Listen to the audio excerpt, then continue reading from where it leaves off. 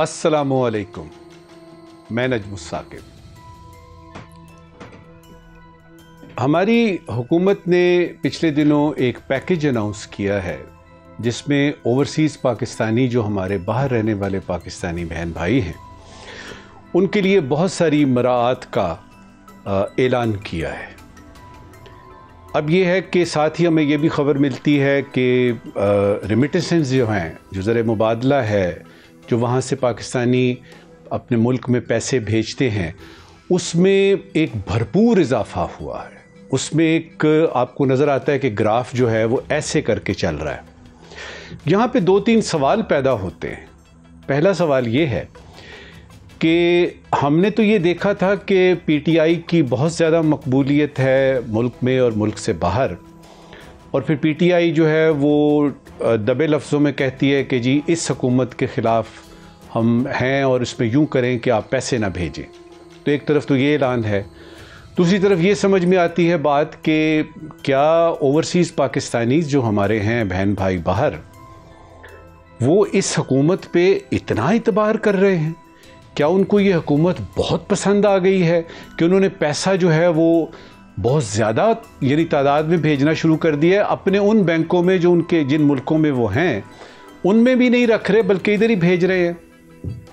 अच्छा, क्योंकि जब ये कहा जाता है कि जी वो उनके चूँकि फैमिलीज़ यहाँ पे हैं, बहनों की शादी करनी है, भाइयों की पढ़ाई करनी है, अम्मा का इलाज करवाना है, वाले साहब को हज पे भेजना है, और कुछ नहीं तो महीने का जो ख़र्चा इधर चल रहा है किसी ख़ानदान का वो भेजते। तो वो तो पहले भी था, पहले भी ख़ानदान थे, पहले भी हिसाब किताब ऐसे ही था। तो हुआ क्या है?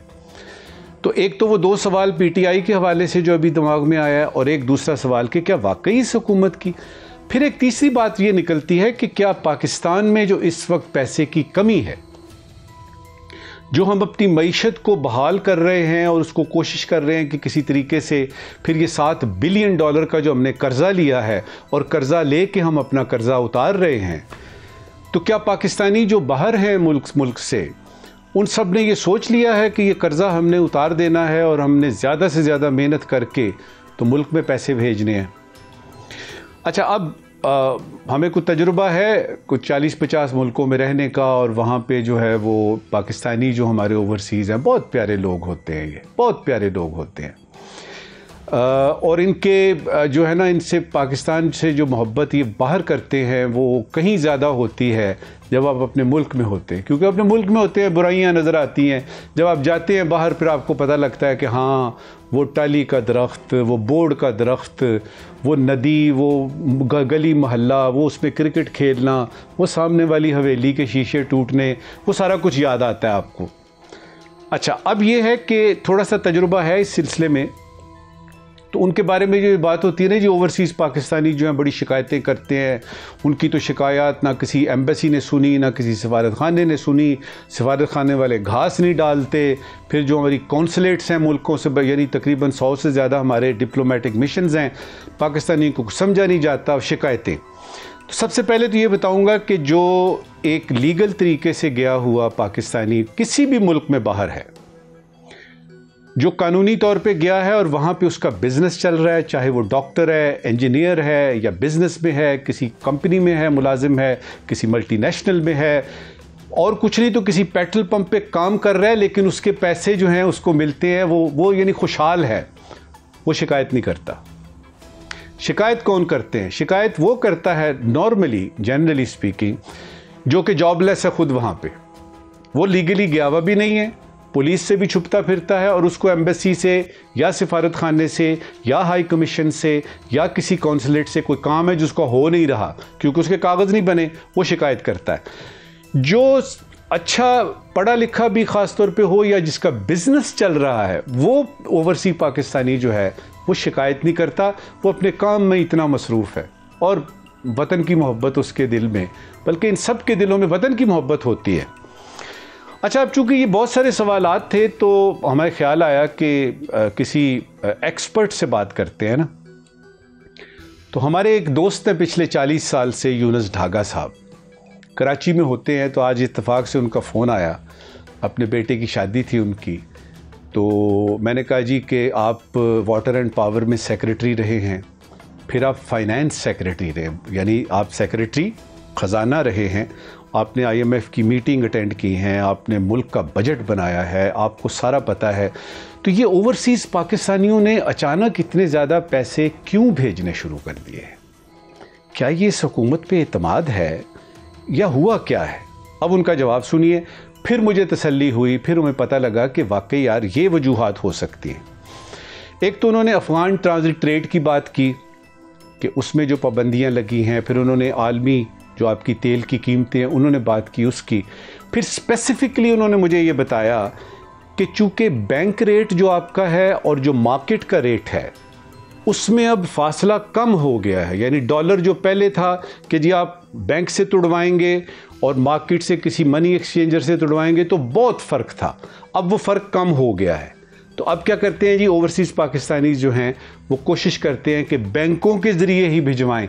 बैंकों के ज़रिए भिजवाएंगे तो वो पता होगा कि भाई इतने पैसे जो हैं बड़े, तो एक बढ़ने की जो वजह है वो ये हुई है कि बैंकों का रेट और मार्केट का रेट जो है उसमें फ़ासला कम हो रहा है। दूसरा उन्होंने बताया कि स्टेट बैंक ऑफ पाकिस्तान की कोई रेगुलेटरी पॉलिसीज़ ऐसी आई हैं रिसेंटली जिन्होंने के यानी एक तरह से इंसेंटिव दिया है बैंकों को भी और ओवरसीज़ पाकिस्तानियों को भी। मिसाल के तौर पे अब बैंकों को ये जो अपनी अपनी एक्सचेंज कंपनियां खोलने का उसकी इजाज़त मिल गई है। इसके अलावा भी वो इंटरेस्ट रेट की भी बात है, वो जो 22-24 था 12 पे आ गया। ये सारे फैक्टर्स मिला के तो उन्होंने बताया कि ये वजूहात हैं कि वहाँ से पैसा जो है वो बाहर से जो आ रहा है हमारे पास, रेमिटेंसेस जिसको हम ज़र मुबादला कहते हैं, हमारे एक्सपर्ट्स पाकिस्तानी जिनको हमसे ज़्यादा मोहब्बत है पाकिस्तान से, वो जो भिजवा रहे हैं उसमें ये वजूहात है।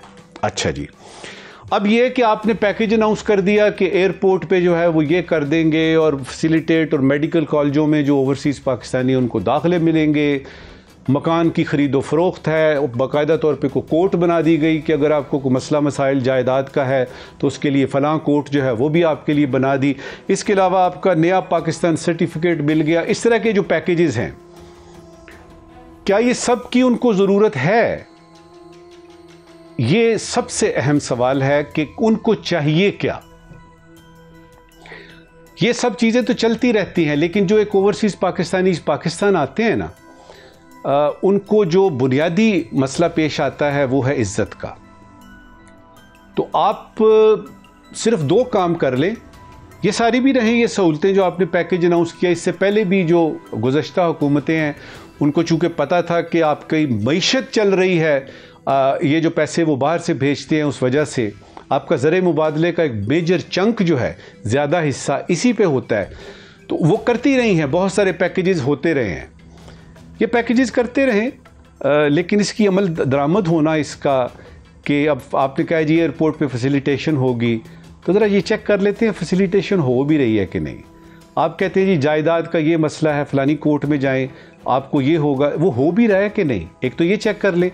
दूसरा ये कि जो पाकिस्तानी आपके मुल्क से बाहर हैं वो सिर्फ इज़्ज़त मांगते हैं, वो इज़्ज़त मांगते हैं आपके उस सफारत खाने से जहाँ पे वो जिस मुल्क में है उसमें जो पाकिस्तान का सफारत खाना है, कोई कौंसलेट है, कोई कौंसलेट जनरल है, हाई कमीशन है, एम्बेसी है, वहाँ के जो अफसरान हैं उनके एटीट्यूड को चेक करने की ज़रूरत है कि क्यों वो इज़्ज़त नहीं दे सकते पाकिस्तानियों को। क्यों ऐसा होता है कि 10 में से यूँ समझिए कि 4 एम्बेसियों के जो अफसरान हैं या स्टाफ हैं उनसे वो ख़ाइफ होते हैं, वो तो उसमें इज़्ज़त का पहलू आपको नज़र आएगा। दूसरा ये है कि वो जब पाकिस्तान को देखते हैं, पाकिस्तान की सियासत को देखते हैं, मईशत को देखते हैं, उनके दिल दुखते हैं।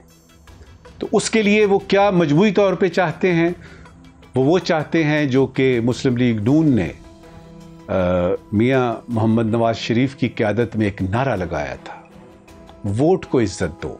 वो नारा जो अब कहीं भी नज़र नहीं आ रहा। तो ओवरसीज़ पाकिस्तानीज़ आपके ये चाहते हैं कि जो वोट पड़ता है, अभी तो उनको इजाज़त नहीं मिली कि वो वहाँ पे बैठ के वोट दे सकें, लेकिन जो उनके घर वाले, दोस्त या वो खुद आके वोट देते हैं वो सही तौर पे गिना जाए और जो वोट पड़ते हैं वो गिने जाएं और उसकी बेसिस पे हुकूमत बने।